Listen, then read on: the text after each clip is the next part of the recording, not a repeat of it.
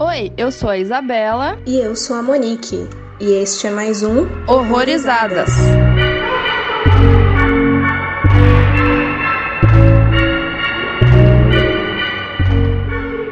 Mais um episódio de Horrorizadas, e antes de qualquer coisa, eu queria deixar uns avisos que talvez tenham ficado pendentes no episódio anterior. Primeiro, vai ser um podcast semanal. A gente vai tentar postar toda quinta-feira, pode ser que seja sexta, nunca saberemos, mas a ideia é que seja toda quinta-feira.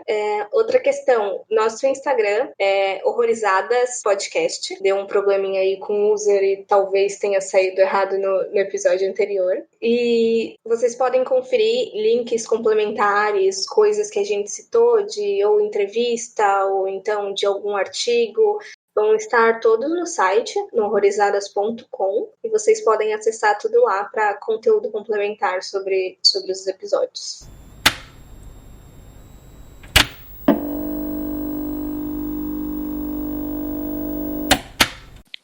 Hoje a gente vai falar do filme Swallow, que ficou aqui traduzido no Brasil como Devorar. É um filme que foi lançado esse ano, de 2020, em março nos Estados Unidos. E ele é dirigido pelo Carlo Mirabella Davis. Ele é um filme de terror, drama e thriller, e a sinopse é basicamente sobre uma mulher chamada Hunter, que após engravidar, ela começa a consumir objetos que não são exatamente o sinônimo de comida saudável, né? Rica de nutriente. São objetos que muitas vezes são perigosos para a ingestão. A gente vai vendo desenvolver disso ao longo do filme, as coisas que ela consegue ingerir, o porquê que ela ingere todas essas coisas e tudo mais. E é um thriller psicológico muito bom. Eu gostei bastante, embora tenha algumas problemáticas que a gente vai falar mais pro final. Ele é o primeiro longa-metragem de gênero do diretor Carlo Mirabella Davis, e ele é super inspirado na própria história da avó do diretor, que ela tinha uma espécie de compulsão por limpeza, se não me engano, mais específico em lavar louça, assim, que ele comenta que às vezes ela conseguia acabar com 4 barras de sabão, tipo, em um dia só, de tanto que ela lavava as coisas, e ela acabou sendo institucionalizada, recebeu diversos tratamentos. Isso foi em 1950, por aí. A gente sabe de como naquela época tinha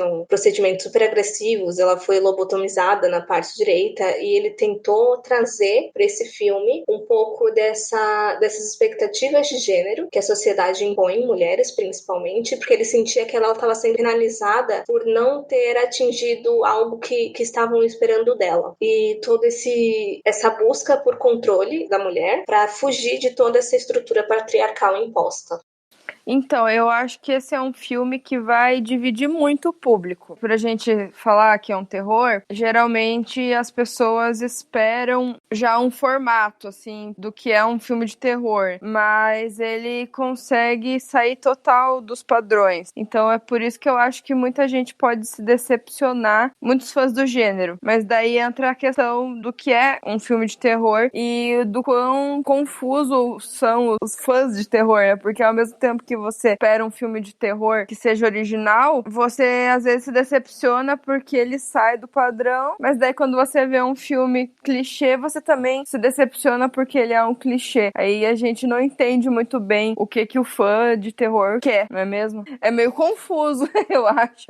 E é o que muita gente vem chamando de pós-terror, embora tenha uma galera que também não curta essa denominação, porque muitos apoiam de que o que a gente classifica, o que as pessoas classificam atualmente como pós-terror, já tem diversas produções que estão usando desses formatos há um bom tempo antes. Tipo, isso não aconteceu depois de A Bruxa, por exemplo, que muita gente acha que é um divisor de águas. Tinha muito filme que já usava esses elementos que a gente acha que só estão presentes agora, mas eles já se faziam presentes antigamente. E eu acho muito válido a gente fazer um pouquinho dessa discussão aqui sobre terror, porque eu acho que muita coisa que a gente vai trazer aqui não se enquadra nos formatinhos que a gente pensa, assim, automaticamente quando pensa em terror. É porque eu acho que não existe um padrão, né? Um formatinho específico pra cada... Não tem como a gente especificar, não, esse é um terror, porque é aí que tá a questão do terror. Ele pode ser uma mistura de muitas coisas. E eu acho que quando eles usam esses termos, pós-terror, horror, tem os outros lá que agora nem lembro o nome, é mais por uma questão mercadológica, eu acho, pra vender um novo subgênero que nem existe, que sabe, se você for classificar, o Bebê de Rosemary pode ser considerado um pós-terror, sabe? E olha a data desse filme, é de 68, se eu não me engano. Então, assim, pós-terror, se for falar, existe há muito tempo. Ainda bem que a maioria das pessoas que eu conversei sobre isso, fã de terror, tem horror a esse termo, porque realmente parece que quer colocar num pedestal um subgênero e classificar os outros como uma coisa mais inferior, sei lá. E o pior de tudo é que eu acho que nem dá pra chamar de subgênero, porque subgêneros às vezes são mais relacionados a temáticas e mais específicos, né? Nem faz sentido no final das contas. Porque eles enfiam um monte de coisa dentro dessa mesma caixinha e no final das contas não tem quase nada em comum além do fato de serem filmes de terror. Então não tem nem necessidade dessa outra denominação. Exatamente. E quando você coloca o pós em alguma coisa, pós geralmente usa pra classificar coisas um pouco diferentes da anterior. Eu nem sei se esse filme alguém chamou de pós-horror, mas sei lá, provavelmente entraria nesse termo. Alguém que gosta desse termo fosse usar, né? Sim, eu acho que só não começaram a classificar muito ainda, porque ele não fez ainda tanto sucesso que nem os outros filmes que foram classificados dessa forma. E outra coisa também é sobre o que é ser terror. Você não precisa ter uma forma de incomodar o telespectador. E às vezes você não precisa nem trabalhar com uma maneira de assustar ou de dar medo nele. Geralmente você pode trabalhar com o que o personagem tá sentindo. Não necessariamente é o medo do telespectador que o filme quer trabalhar. Tem muito filme, o Swallow, por exemplo, ele trabalha muito com um medo, uma obsessão da personagem. Você não precisa necessariamente se identificar. Sim, e por exemplo, só exemplificando tudo isso que você acabou de falar. Se eu, por exemplo, assistir um filme que envolva aracnofobia, por mais que eu não tenha medo de aranha, mas se o diretor ele conseguir criar toda uma atmosfera, o medo está sendo trabalhado ali, eu estou tendo sensações por causa daquela atmosfera criada. Exatamente. Vai dar aquela sensação ruim, porque tá sendo trabalhado isso de uma maneira que passe isso pro telespectador. É o que aconteceu muito com o Swallow, com a questão dela ingerir aquelas coisas e ela passar aquela sensação de dor que ela tá sentindo. Você não vê nada, assim, não tem nada gráfico, né, que eu quero dizer, assim, não tem corte, não tem muita coisa, mas você vê ela ingerindo as coisas, você vê que ela tá se machucando e ela tá fazendo mal pra ela e isso incomoda muito. Uhum. É interessante quando o filme, mesmo sem colocar as coisas super expostas, ele ainda consegue te causar todas aquelas sensações de agonia e tudo mais. Não precisa ter alguém super ensanguentado, tudo aberto pra ver que tá sentindo dor, que tá sendo agonizante. Enfim. Aviso: este podcast contém spoilers. Recomendamos que você assista ao filme antes de ouvi-lo.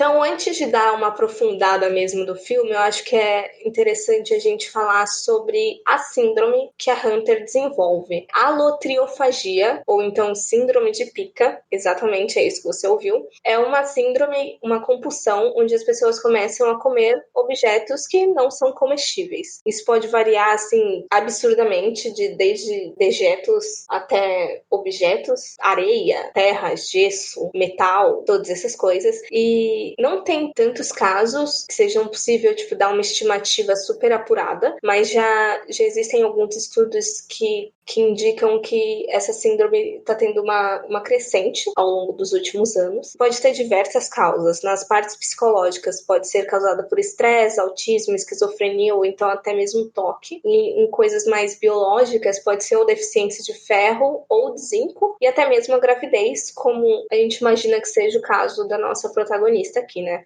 E é curioso também que, dependendo do tipo de objeto que a pessoa come, pode ter até uns nomes diferentes, como a acufagia, já é o desejo a compulsão por comer objetos pontiagudos. E tem outra que eu acho que é a síndrome de Rapunzel, que às vezes as pessoas com tricotilomania, eita, gastei todo o meu português agora. Elas desenvolvem a compulsão de arrancar o cabelo por estresse e às vezes elas começam a ingerir também. E basicamente só consegue tirar todas essas coisas do estômago das pessoas através de procedimentos médicos, né? Ou cirurgias e tudo mais. E sabe qual é a pior coisa disso tudo? Você conhece aquele ASMR? Aqueles vídeos que as pessoas ficam Sei, é horrível. Uhum. Então, eu acabei me deparando com uma matéria da Vice e tem um monte de gente fazendo vídeo de ASMR da síndrome de pica. Se você procurar a hashtag pica ASMR, você vai encontrar gente comendo giz, principalmente. E, tipo, sei lá, gesso, concreto, umas coisas bizarras. E eu, tipo, olha esse submundo do Instagram, velho. Gente, Não, assim, síndrome de comer objetos pontiagudos é muito perigoso. Você, tipo, parece que você esquece que você pode morrer se você comer um negócio pontiagudo e você come mesmo assim, porque o seu corpo tá precisando de alguma maneira que você não entende, e ele tá precisando de alguma coisa que vai fazer você se machucar ou até morrer. É muito, muito absurdo. É muito pesado isso, né? É muito perigoso. E a própria Hunter, ela sabe que é perigoso, mas meio que não aceita. Eu acho que é uma característica, né, geral. I just like the textures in my mouth. I like the way they feel in my mouth. Mattress stuffing, ice, metal, cold metal especially, junk like that.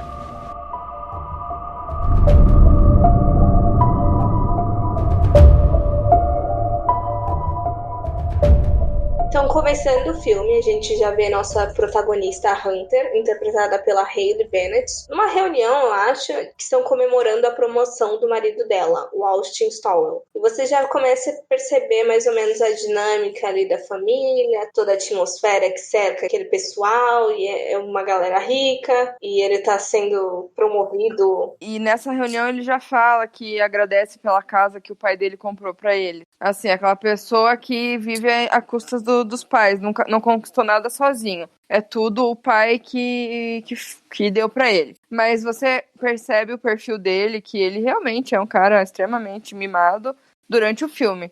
Você vê que ele é um perfil, ele já tem todo o perfil de um babaca. Sim, mas você bater no olho, você fala, tipo, eu não vou gostar desse cara. O marido da Hunter não se mostra agressivo fisicamente, mas ele é abusivo, né? Ele é muito daqueles passivo-agressivo.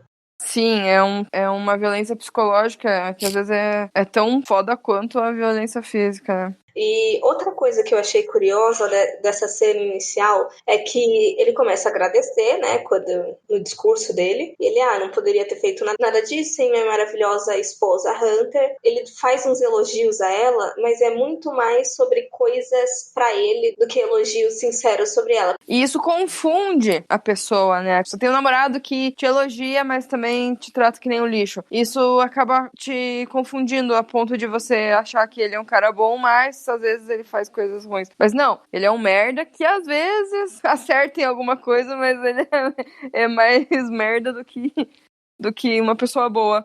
Ou então, que é ainda pior, dele ser um cara bom e você que tá fazendo merda. Tipo. Sim, ainda tem isso. E aí a gente já começa a ver já neles nessa casa nova. E de como funciona a dinâmica entre os dois. No caso, ela basicamente passa o dia assim com trabalhos domésticos e joguinho no celular, prepara a janta dele, espera ele voltar do trabalho, tenta conversar, mas ele nunca dá moral. Só um momento que eu tô mexendo no celular. A gente vê que a Hunter, no olhar das pessoas, tem a vida perfeita. Ela mora num lugar lindo. Você vê que aquela casa é maravilhosa. Pelo menos a vista ali, achei espetacular. E ela tem uma vida confortável. O marido tem grana. Não que isso signifique alguma coisa, mas nessa questão de não precisar se preocupar com coisas que nós, meros mortais, nos preocupamos no dia a dia. Tipo, pagar boletos, enfim. Mas ela não tem essa preocupação. Mas você vê que a vida dela é extremamente entediante. Então, você começa a ver que ela não é uma pessoa feliz. Tanto é que a sogra dela pergunta pra ela uma hora, assim, se ela é feliz ou finge ser feliz. Isso ficou muito na cabeça. Porque, será mesmo que ela tava feliz? Até que ponto ela começou a ver que ela não era feliz? Eu gosto muito dessa cena porque ela mostra muito o perfil da Hunter mesmo, de ser completamente passiva perante aquela família, porque ela basicamente as coisas que mais saem da boca dela é tipo, obrigada e desculpa, como se ela não pertencesse e tudo que ela fizesse ou tá errado, ou se eles deixaram passar ou coisa parecida, ela tem que agradecer imensamente a grande oportunidade que ela tá tendo. Nossa, como se eles tivessem feito uma coisa espetacular por ela e ela tivesse que agradecer pro resto da vida. É como se ela entrasse na vida do marido dela por caridade. E a família do noivo ainda por cima não presta muita atenção nela. Na parte do jantar, quando ela come o gelo, ela tá contando uma história que aconteceu com ela. O cara simplesmente corta ela e muda de assunto. Tipo, não quer nem saber da história. Essa cena é a personificação daquele meme da Xuxa, tipo, senta lá, Cláudia.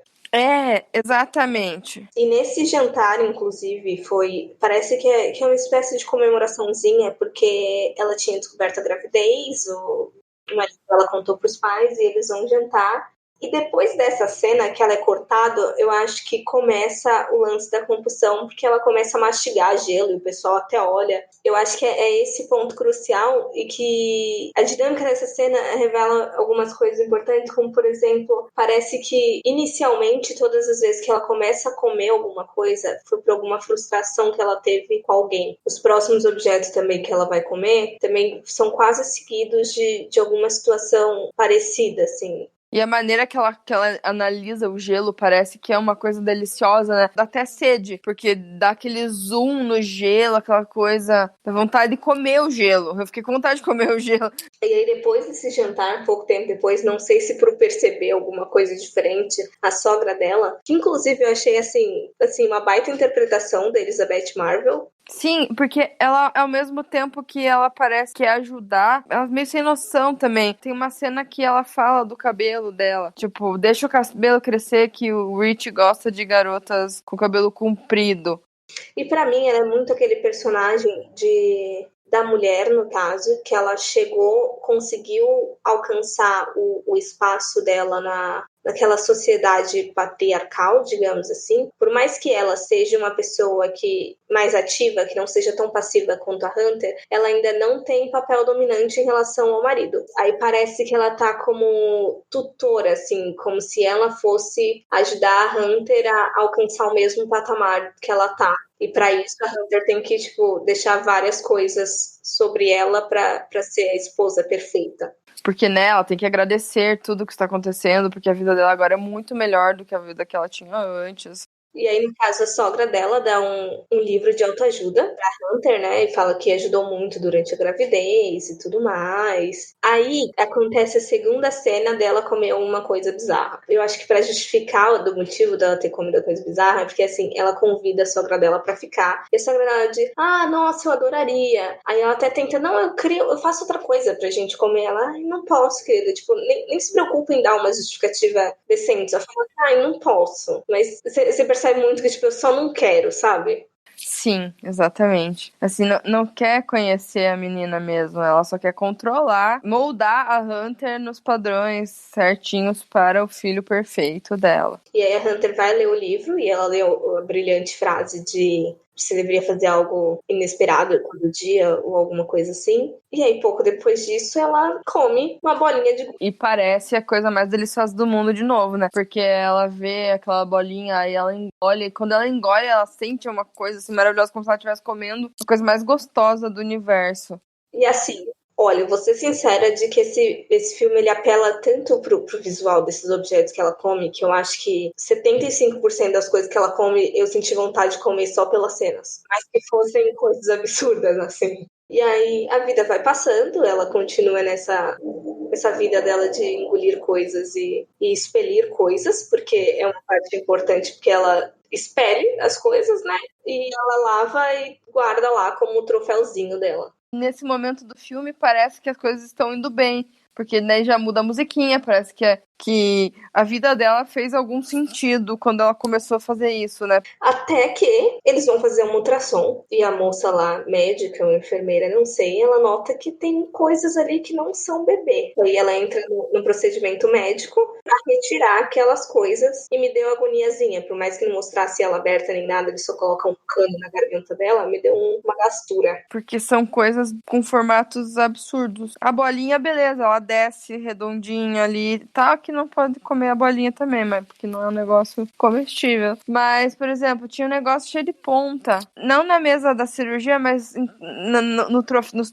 naquela mesa da casa dela do troféu, tinha uma mini estátua, você lembra? Tinha um cadeado. Pois é. E assim, mais um indício do Rich ser um tremendo de um babaca é a maneira que ele fala com ela quando descobre o que ela tá fazendo. E ele fala o que há de errado com você. Isso é, acho que é a pior coisa pra você falar pra uma pessoa que tá passando por um problema sério. Ele fala assim ainda, porque você deveria ter contado sobre isso quando a gente se casou. Como se, então, você não ia casar com ela por causa disso? Já dá a entender que o cara é um completo de um imbecil. Mais um indício. Sim. E aí ele decide colocar ela na terapia. E aí eles vão no consultório. E é super bizarro, porque tá a Hunter, aí o marido e o sogro no consultório com a psicóloga. E eles não querem nem deixar ela falar com a psicóloga. Tipo, não, é melhor se a gente ficar aqui, sabe? É muito controle em cima da menina, assim. Ela não tem nem abertura pra conversar sobre essas coisas. E eu acho que se ela fala sobre essas coisas, vai ter tanto julgamento que eles não querem ajudar, parece. Beleza, eles querem que ela fique perfeita de novo, como o Rich conheceu, mas parece que se ela realmente contar o problema pra ela, pra psicóloga, eles vão julgar.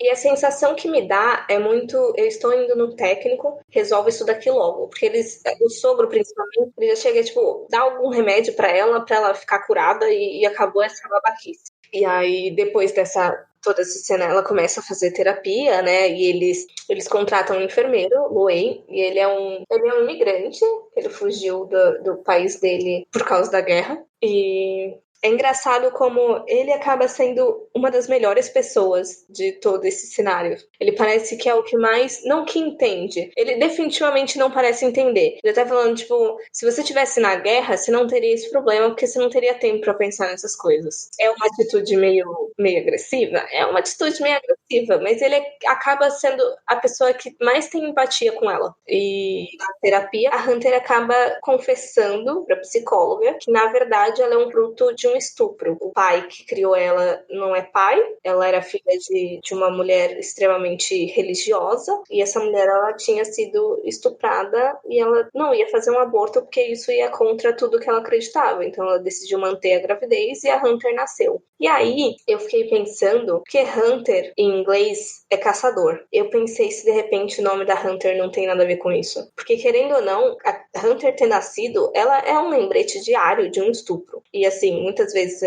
estupradores têm imagem associada com caçadores sexuais. Faz todo sentido, pode ser.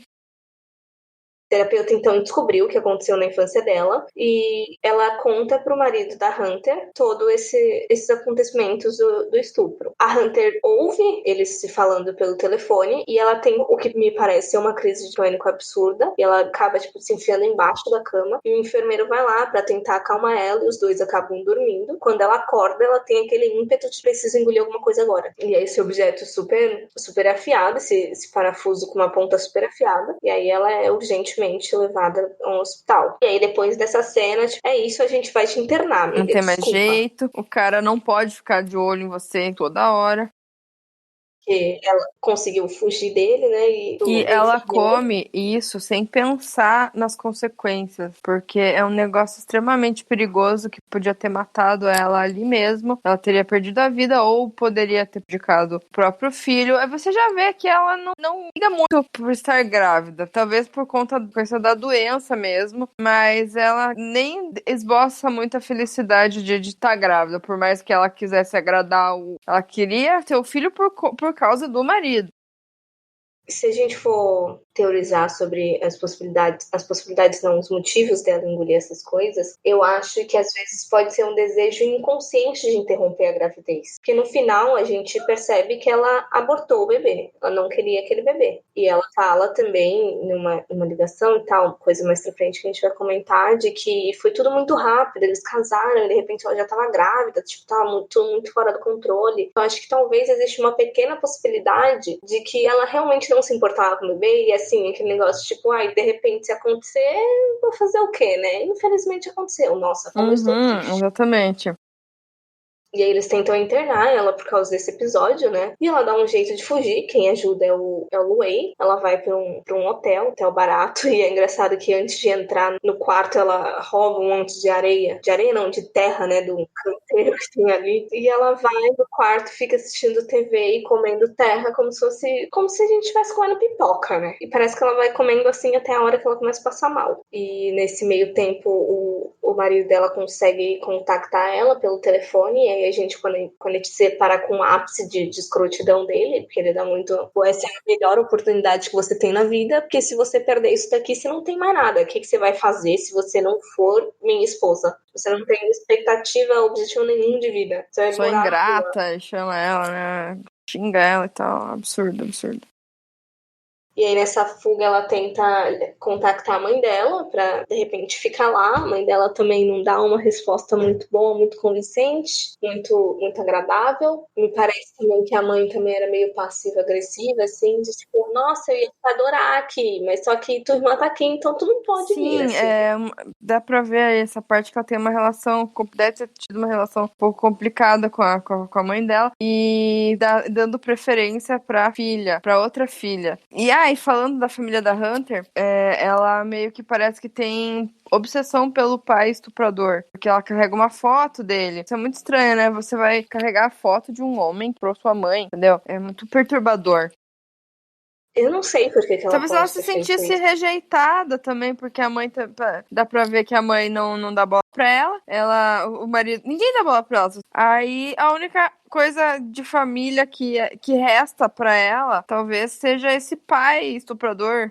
Pode ter se arrependido, que ela fala ainda pra psicóloga, ele foi preso já e tá, já cumpriu a pena dele e tal. Pode ser pra mim também um lembrete de culpa, assim, sabe? De tudo que você tá passando agora é por causa disso, assim. Ele é a personificação de por que ela tem que agradecer ou se desculpar por qualquer coisa. E ela acaba indo confrontar ele depois que ela liga pra mãe e não consegue ir pra casa da mãe, ela vai até a Ela casa dele. encontra o endereço do pai dela biológico e resolve ir até lá e falar com ele, assim, né? Não sei se ela vai lá procurar alguma resposta, eu acho, né? Porque ela chega e pergunta se ela é igual ele. Em que sentido será que ela quer saber? Será que é no sentido de ser uma pessoa ruim? Porque ele fez isso com a mãe dela, então será que ela é uma pessoa ruim também? Ou foi fruto de uma relação sem consentimento, uma violência? Por isso ela poderia ser uma pessoa má? Aí ele fala, não, que a culpa não é dela e tal. Realmente, né? Não tem absolutamente nada a ver com ela. E daí aquele momento é bem,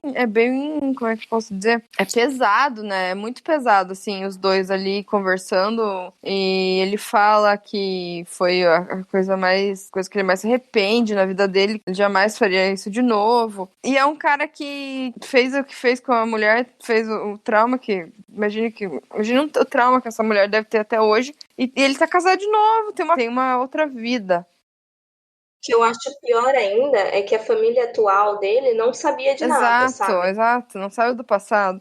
Meio que ele enterrou o homem que ele era depois que ele saiu da cadeia. Assim, né? Começou do zero. Mas é muito complicado, porque é uma coisa absurda que ele fez. É absurdo e ele tá ali como se nunca tivesse feito aquilo, porque ele nem reconheceu a Hunter como filha, nunca contou sobre isso pra ninguém. Então, ele pôs uma pedra no passado dele, como se aquele cara tivesse morrido.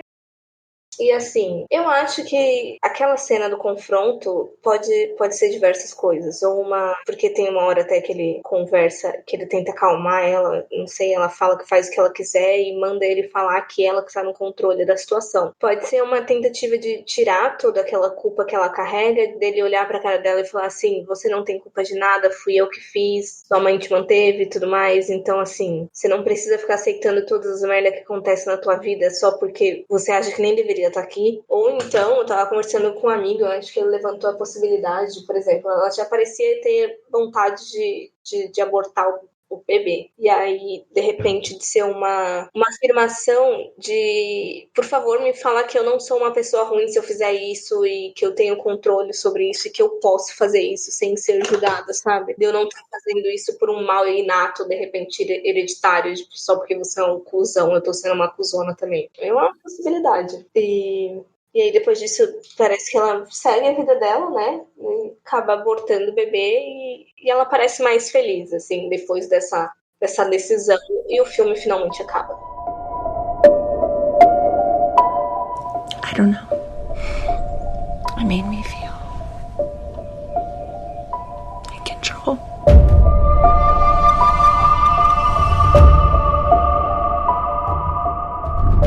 A parte que eu não gostei desse filme foi justamente essa parte do bendito estupro, porque eu tô meio que cansada, um pouquinho cansada, de ver estupro sendo usado como arma de narrativa pra qualquer coisa. Se você pega uma personagem feminina, que ou ela é depressiva, ou ela é super forte, ou ela é problemática mentalmente falando, enfim, sempre tem que ter um estupro relacionado com a história. Eu acho que é importante de estupro estar sendo levado em consideração, de que as mulheres se sintam confortáveis para falar de situações, que elas entendam as situações que às vezes acontecem com ela e que estupro não vem só de um cara desconhecido na rua. Só que ao mesmo tempo eu acho que estão usando muito disso assim à toa, assim, qualquer coisa que acontece foi por causa de um estupro. Eu acharia, assim, muito mais interessante se eles justificassem como tendo uma mãe abusiva ou de repente o pai abusivo e de que ela tivesse todo esse anseio por controle também. Eu acho que também faria super sentido dentro da narrativa, de repente explorar mais a relação dela com a mãe dela, até mantendo isso da mãe dela ser super religiosa. Isso poderia ter influenciado muito nela, ao ponto dela ter desenvolvido de qualquer forma essa síndrome.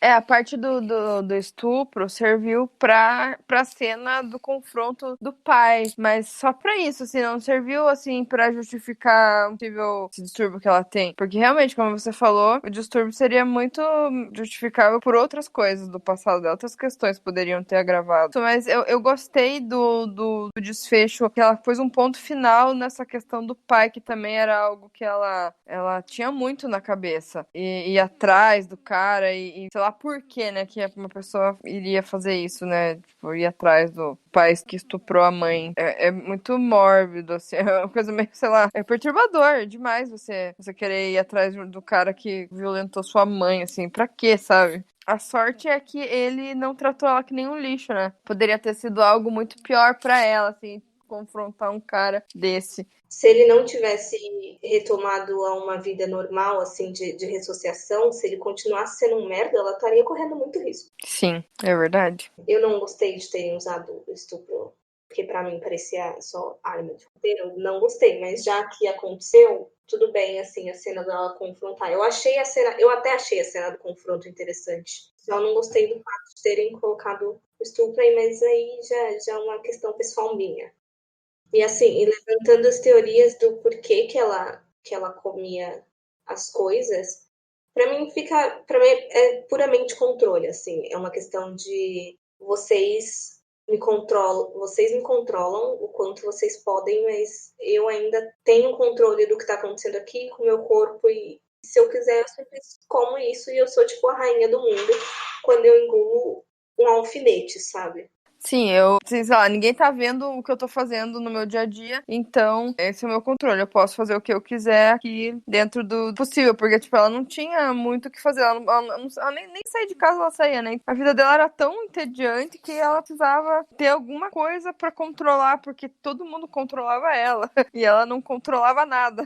Até o filho ela não queria, e dá pra ver que também é uma coisa que saiu do controle dela, ela não queria o filho. Não dá pra entender muito bem se simplesmente aconteceu porque não planejaram, aparentemente, mas tem um filme que o cara, o próprio Homem Invisível, ela tomava remédio pra não engravidar, só que o cara trocou o remédio dela porque ele queria um filho, sabe? Então, até nisso, às vezes a mulher sofre porque não pode nem ter opção de não querer o filho. Mas eu acho que é isso mesmo de, tipo, do controle. É muito isso que você falou, o porquê que ela começou a comer as coisas. E assim, a gente pegou a parte do filme, assim, que ela começou a desenvolver aquilo na gravidez. Pode ser realmente uma parte, um desejo estranho de grávida também, porque foi bem depois ali. Mas assim, ela poderia já ter alguma coisa que ele não percebeu nela, porque ele era um cara que não notava muito ela. Que nem o resto da família dele, parecia que não conheciam ela direito. Ela poderia ter tido algum sinal, que não é mostrado no filme, mas alguma coisa antes. Então, pra não ficar aquela coisa, nossa, do nada ela começou a comer coisas com um negócio extremamente problemático em questão de, sei lá, um mês. Porque realmente é um período curto de tempo que acontecem essas coisas. Então, tipo, parece que pode parecer em algum momento que, nossa, ela do nada ficou louca. Porque não é uma coisa tão sutil. Eu não sei se ficou sutil pra você,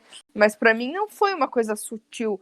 Simplesmente ela começou a encarar o gelo como se fosse uma coisa maravilhosa e a partir daí ela começou a comer um monte de coisa. Isso que você levantou, pra mim, é justificado por um outro insight que eu tive na segunda vez que eu fui rever o filme. Pra mim, ela já tinha indícios de transtorno obsessivo compulsivo. Porque, assim, ela tinha aquela coisa de ficar arrumando, acho que uma ou duas cenas dela corrigindo objetos de posição, sabe? E, como eu falei lá no início do episódio, o toque pode ser uma causa adjacente da lotriofagia. E aí, o que pode ter piorado foi a questão da gravidez. Então, redireciona esse toque dela para uma outra questão de controle, no caso de engolir as coisas. E outro aspecto que eu achei interessante, não sei se você reparou, mas tem 3 situações do filme que é como se tivesse, 3 não, 4, pra falar a verdade, como se tivesse mensagens subliminares de que, tipo, ok, talvez comer coisas esquisitas seja aceitável. A primeira delas é numa cena logo no início que ela tá sentada, eu acho que tá mexendo no celular, e aparece um comercial, eu acho que é de uma pasta de dente, e aí tem alguma coisa como se com o nosso produto você pode, tipo, literalmente comer qualquer coisa. Segunda coisa é no jantar em que eles estão com o sogro para comemorar a notícia da gravidez, o marido dela comenta sobre quando ele era criança ele gostava de chupar o rabo do gato. A terceira vez já é quando tá passando um comercial não, parece mais uma matéria televisiva sobre os benefícios de comer a placenta depois da gravidez. E por último, mas é bem mais leve, quando ela tá no hotel comendo terra, tá passando um filme aparentemente, eles cortam uma avelã e uma criança pega assim a parte de dentro e ela dá um foco assim, parece muito o tipo de bolinha que ela engoliria, sabe? Então acho que são pequenas mensagens assim, não que por ter visto essas coisas ela desenvolveu a síndrome, é mais uma questão afirmativa da síndrome, talvez. De tipo, olha, talvez não seja tão errado, ou então, tipo, olha, tem gente que faz isso, não é tão bizarro se você comer essa bolinha de gude. É verdade. E quando o cara fala do rabo do gato, ele dá uma... fica envergonhado até, né? Tipo, nossa, olha a merda que eu fazia quando eu era criança. Criança come terra, come areia. Quantas vezes aqui eu moro na cidade de praia, né? Já vi inúmeros bebês comendo areia, gente. É normal. Então, assim, até onde isso tá bizarro? Inclusive, quando eu estava lendo sobre o transtorno, diz que para você ter a confirmação tem que ter no mínimo um mês. Não pode ser episódios isolados. Senão não é transtorno, senão é só, tipo, curiosidade. The best advice anyone ever gave me was fake it till you make it. Are you a faker or have you made it? Are you happy or are you pretending to be happy?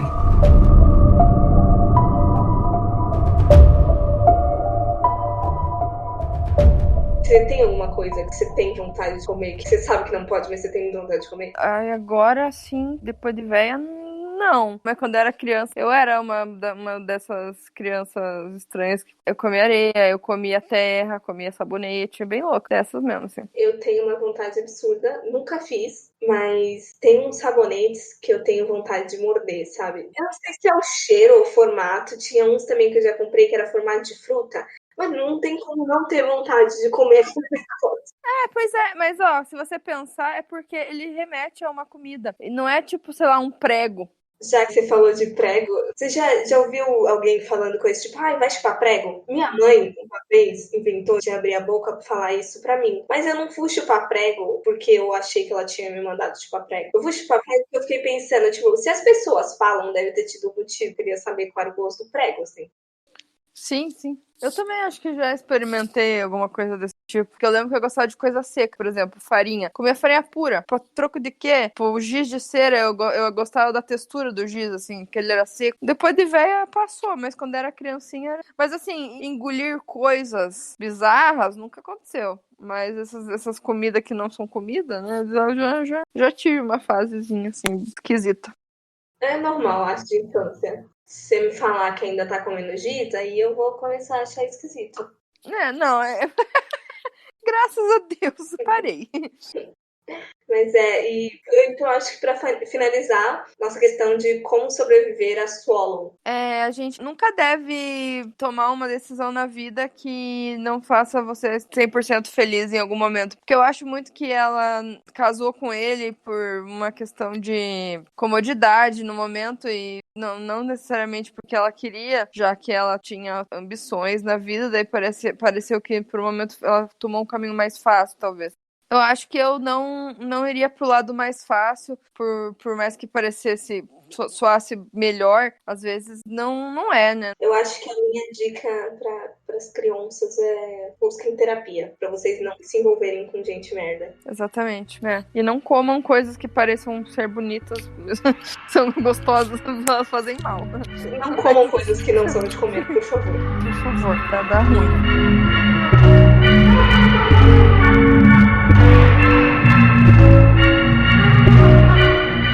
Tchau, galera. Sigam a gente nas redes sociais. E espero que vocês gostem do filme e tirem alguma coisa dele e não se decepcionem porque ele não é um terror tradicional. Tentem ver de outras maneiras e não pensando que vai se assustar ou que vai ver alguma coisa muito... Uma imagem gráfica de sangue, tripa, enfim, essas coisas que estamos acostumados. Sim. E até o próximo episódio. Até o próximo, galera. Valeu.